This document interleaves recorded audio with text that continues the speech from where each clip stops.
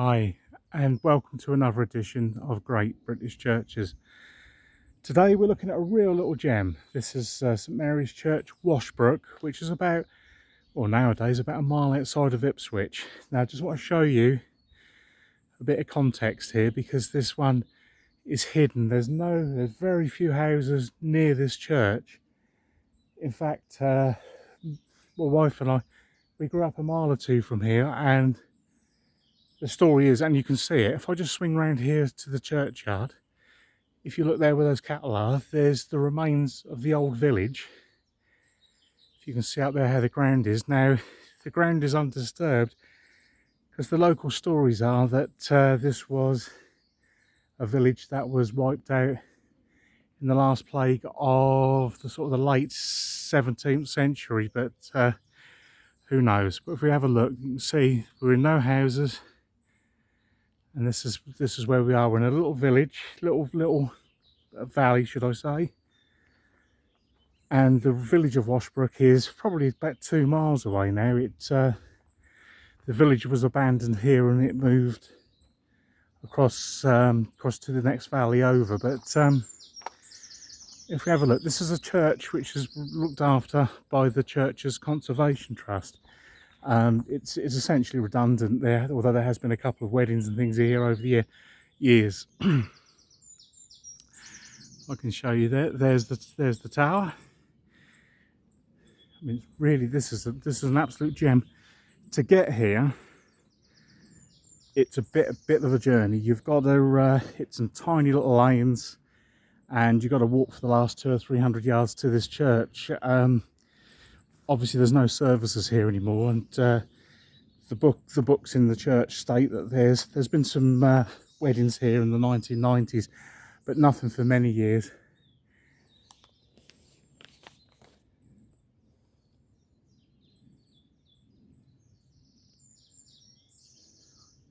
The congregation here in the 1990s had become as low as 10 people, and there was a 6-figure restoration bill. And you know, people couldn't pay it, so the church really fell into disuse and was taken on by the conservation trust. The parish is the parish of Washbrook and Copdock, and there is a larger Norman church about 3 miles away, which really serves the parish these days. But this is a little gem. The tower underwent restoration in the 19th century. It is absolutely amazing. It looks quite typical of churches here. If you can see there's the opening. There is a single bell up there, and when Mel takes you through the church, you can have a look in there. This one is really, it's a very basic church. As you can see, there's some damage there to windows. Really, it's quite untouched. This is where we often talk about in these videos. The magic is in what is these basic little churches. This would have served a very poor rural farming community. At the base of the west wall tower, there's a large glacial boulder, which we're starting to find in a lot of the churches around here. And these are glacial boulders that in the last ice age would have been dragged from hundreds of miles away by receding ice flows and left here. Like we say often, Suffolk has very few stones. We can find flints, we can find rubble stone, but if you find a big stone like this, it's been dragged here by glacial movement. And if you can see in there, in that wall, which is made up of absolutely all sorts of bits and bobs, there are some glacial boulders. So this is likely to have been a pagan site going back, you know, before the days of Christianity, up to the 500s or 600s. And certainly in the area there is evidence of a lot of Roman activity going back up until the 4th century. The tower has a flint checker base and a perpendicular west window, and a single bell was cast by London founder Richard Hill, who was active between 1423 and 1440. So there's a really old bell in there, and it does still sound. we have heard it ring on occasions when there's been weddings here like 30 years ago.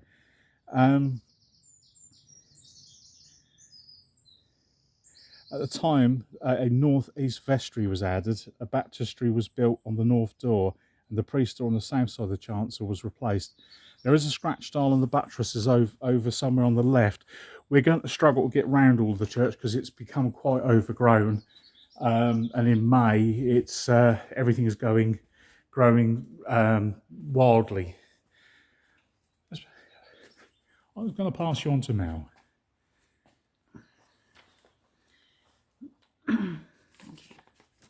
Okay, so we're now inside the church.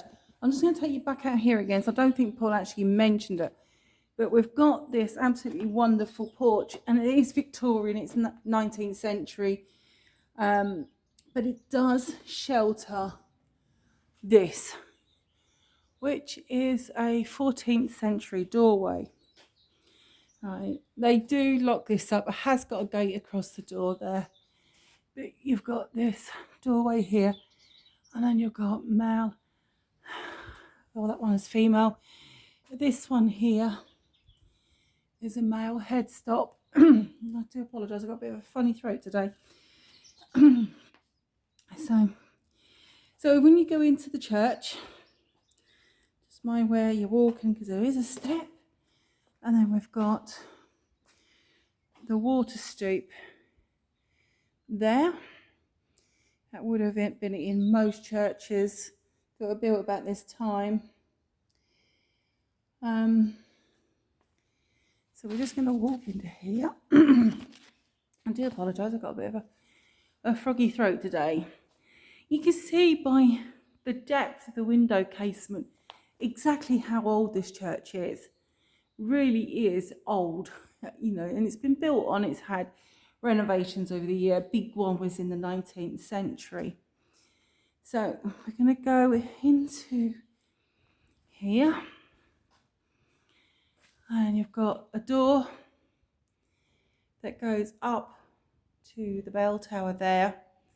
You can see that, this, while it's not neglected because it's under the church's trust, but it is suffering from not being used, and it is a problem with these churches. If you don't use them, they just exist, and it's sad.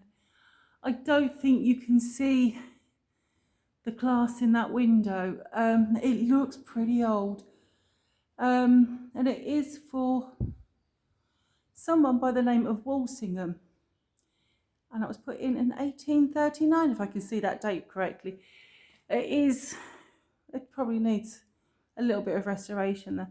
And I don't know if you can see it, but leaning up against that wall there, that big thing there, that's actually a funeral bier. I know it's not what you put your beer on, but it is what they would have transported the coffins down the lane to the church. So, right, we're now going to go in to where the font is. Now, this church is unusual because the font isn't right inside the door like they mostly are. It's in what they call a baptistry. So we're just going to go in here, and some more stunning glass windows. Hopefully you'll be able to see these ones a little bit better. And surprisingly, they're actually quite low down. We're used to seeing windows quite high up in a church, but these are quite low down. And there's another one over here. I think I'm too close for you to see it all at once. You've got that one there. Unfortunately, it's a little bit worn at the bottom and you can't see. I can read it. Suffer little children to come to me and forbid them not. It says at the bottom there, but you can see that a lot of the paintwork on them. He's starting to suffer, poor thing. It really is. But obviously, by the looks of things, that's got new tracery in there.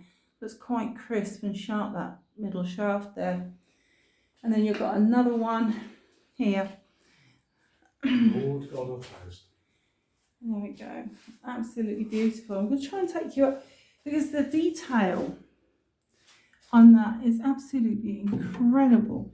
I don't know if I can get there. You see the detailing on that hair is absolutely phenomenal. I just wanted to say, Mel, the way the light is, because this church has got no electricity. Can I just point you out to that up there? This church was lit by gas, which must have come from bottled gas at one time, because all over there's these little pipes, little copper pipes to bring the gas to light the church. Yeah. Right, so now this font is 15th century. Now we've got angels holding shields. We've got a pomegranate and got another angel holding a shield. We've got a Tudor rose. There's another angel and possibly another pomegranate. There's another angel there and another pomegranate. Now, to me, that suggests a lot. We've also got sort of quite arrogant lions leaning up against the shaft of the font. Now, what to me is interesting, it's actually a 15th century font.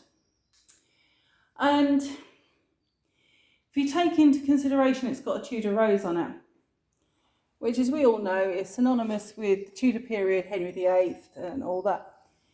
But also his first wife, Catherine of Aragon, her emblem was the pomegranate. So I'm going to leave you to draw your own conclusions about that one, but I think that's quite interesting. But those lines are quite something else. I'm just going to take you over to here. Could I just point out the arms of Queen Victoria above the door to the baptistry? Okay. Yeah, so like Paul said, there's the arms for Queen Victoria there. Right, just bear with me for a second.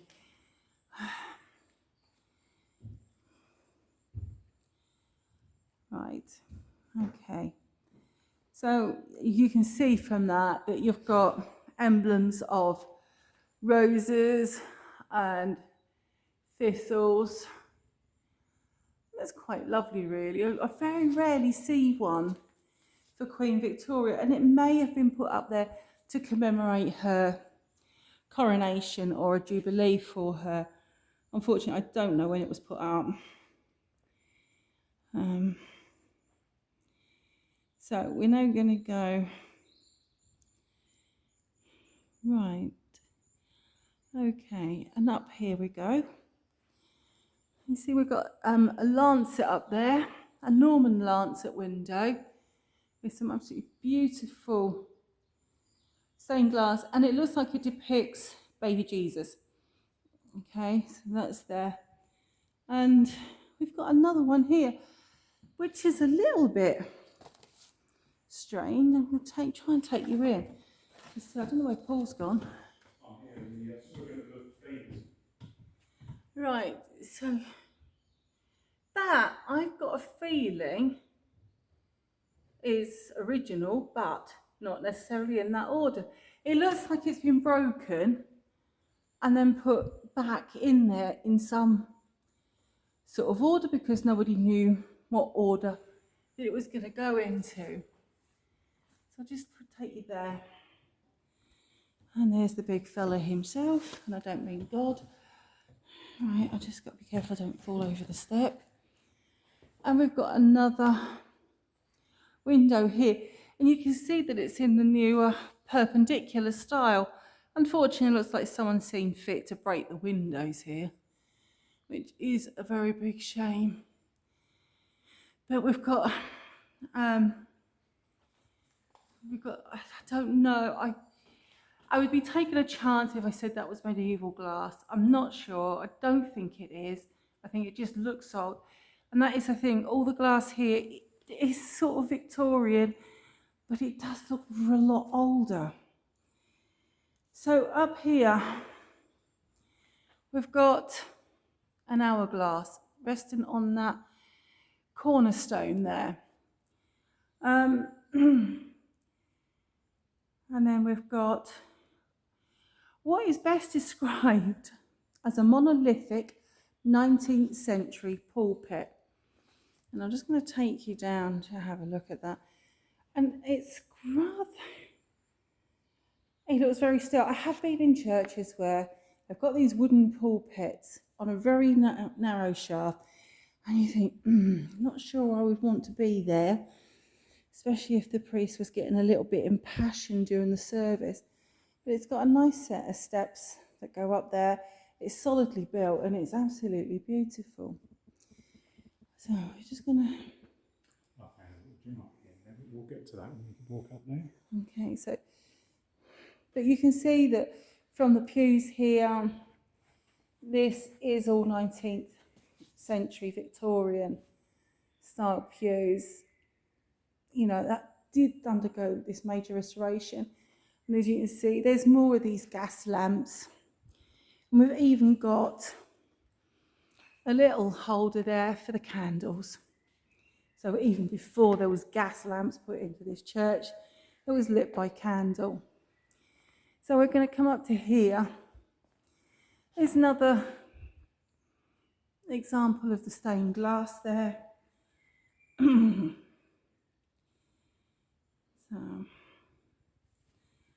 here we go. And these here.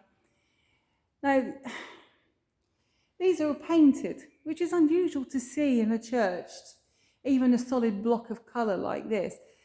And they're there, and they're on this side as well. And it is so unusual to see. But like I said, this has been restored in the 19th century, and it was probably then when this was painted. And you've got the 19th century pews, and they've got the poppy head carvings that we see in a lot of churches. And we've got the organ here. Unfortunately, that is blocking the view for that lovely window. There's a plate on. I did look at it earlier. Oh, it's Paul saying it's a Victorian window. I think a lot of the glass here is Victorian. I found some that isn't. Oh, where's that? Up the end, in the end, there's a little room that's been unlocked. We came here a while ago. Much of this was unlocked. As we say, this church it's under the Church Conservation Trust, and is not used for services any longer, but there's a little door through there, and I think that you'll find that quite amazing. Yeah. This is 19th century glass. Now, to me, that glass seems to finish abruptly because it's got a canopy over that door. And it seems a little bit odd. Seems like the glass should have been a little bit longer, but there's something blocking out. So we've got the priest's door there. And you'll see that this colour scheme, if you wish to call it that, for the choir stalls, it actually carries on to here, to where we've got the sedilla, the stone seat there, and then on the left of that is the piscina. And it's quite an elaborate piscina and sedilla, really, quite tall. So we've got the altar table here. And now this glass here, absolutely lovely, 1860s. And it's by Ward and Hughes. And it combines the sacrifice of Isaac. I don't quite know who Isaac is, but that's what my research has led me to believe. And I don't know if you can see, but it is badly eroded. I don't think it's Isaac. I think it's a crucifixion of Christ, and someone has made a spelling mistake on the stuff that I was looking at. So if you look, there's somewhere. There's a family crest. I'll just show you this. Is he now going to show us something? Because this is normally locked up here, isn't it? Yeah, this is the vestry. How about that, even with a fireplace? That window is amazing, by the way. That's what drew me in here. Yeah, it is. Now, also, excuse me, I do have a frog in my throat today, like I keep saying. Can you turn the page? Yeah, please. This table is made out of a part of a font. It's unbelievable. Can you see it on there? I'm trying to do my best here. I'm working everything with one hand and... Do you want me to hold anything? There we go. There we go. Right. Right, okay. So, this is it's part of a tester. It's part of a Jacobean pulpit. And you can see it's a tester because it's got 4 legs. And has been converted into a tabletop. And in the corner there's a very strange little chest. Can you see a strange little chest, Paul, in the corner? Yes, I can, yeah. Let's just have a look at that. Wow. Now, it's a wedge shaped and it's heavily banded with iron. And it's got a hinged half lid. The top is covered with strap work and it's a dense scroll pattern, which is 13th century. Oh, it's not that one. That is a 19th century wall safe. You said you found it. I know.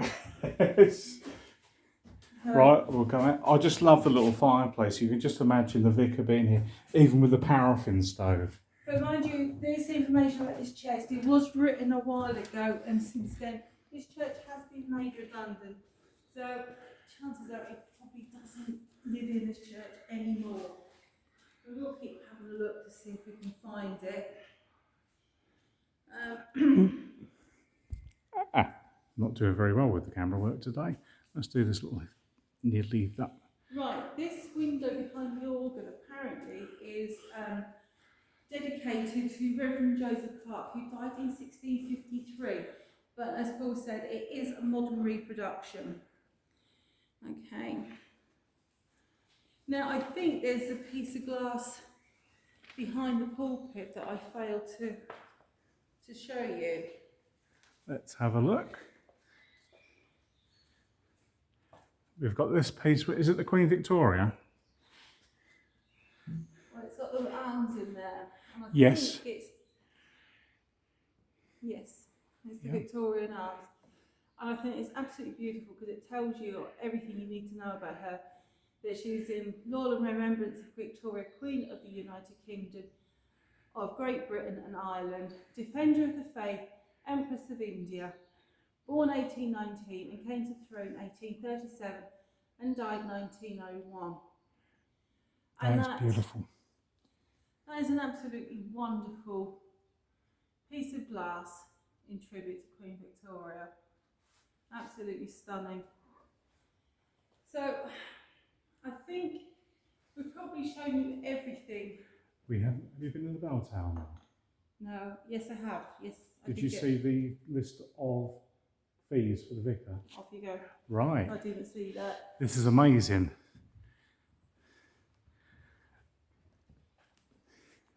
My wife and I disagree with this one, but this is in my top 10 churches that we've visited in the UK. And I know it's the one that's on our doorstep, but it's an absolute gem. If we can have a look up there to the bell tower and to the west window. And it's just absolutely amazing. There's the doorway to the stairs. I just want to show you the fees for the vicar. If I can... Pull the bell. No, I'm not, I won't pull the bell. I'm just going to come back out a bit so I can show you the bell. That there is the bell rope. So I'll hold it to one side. So if we can have a look at the fees on here. Washbrook. Fees to the vicar. A family vault for 2 or more. £10, 10 shillings.